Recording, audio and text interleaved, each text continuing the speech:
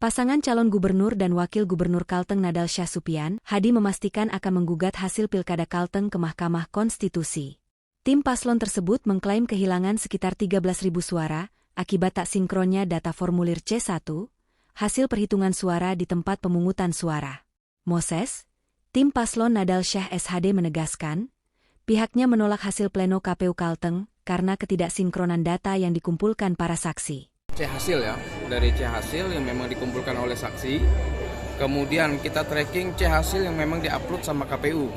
Ternyata ada kehilangan data tadi kalau salah sekitar 19.000. Kemudian untuk kita di paslon 02 juga terjadi kehilangan angka itu di 13.000 sekian. Dari pelacakan yang dilakukan pihaknya berdasarkan formulir C1 yang diunggah di laman KPU, total suara yang hilang untuk semua paslon mencapai 19.000 suara. Pihaknya telah mengisi form keberatan sebagai syarat mengajukan gugatan ke MK.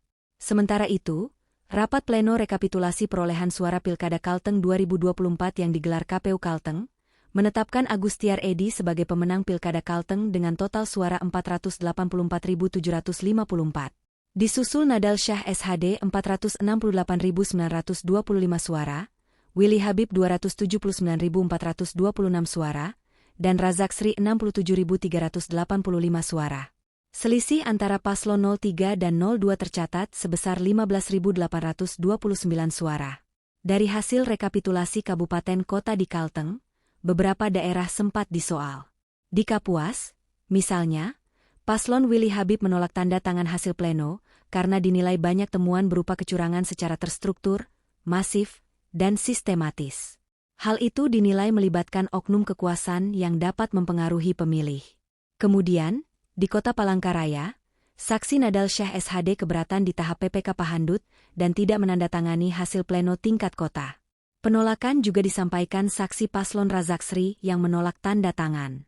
Ketua KPU Kalteng Sastriadi mengatakan, secara umum pleno tingkat provinsi berjalan lancar, meskipun ada sejumlah tanggapan dari para saksi pasangan calon. Ya, jadi ada yang menyampaikan keberatan, ada yang ya pokoknya intinya keberatan lah. Jadi kita layani, maksudnya gini, karena ini kan sudah saya sampaikan, memang forum rapat pleno terbuka ini, makanya terbuka, saksi paslon itu diundang, kalau ada hal-hal yang mereka tidak berkenan, tidak sesuai dengan ketentuan dan seterusnya, silakan sampaikan. Dan mereka sudah menyampaikan itu. Terkait ada saksi paslon yang tidak menerima hasil pleno, Sastriadi menegaskan, pihaknya tetap melakukan penetapan. Penolakan tersebut merupakan hak saksi. Adapun tim kuasa hukum Agustiar Edi, Bias Layar, menolak mengomentari ketika ditanya langkah paslon 02 yang akan menggugat ke MK. Siapapun yang pemenangnya kami terima. Oke, siap. Dan ini sudah menerima. Sudah dinyatakan tadi. Pak, ada paslon 02 yang maju ke MK, mungkin tanggapannya Pak? No comment. Oke. No comment.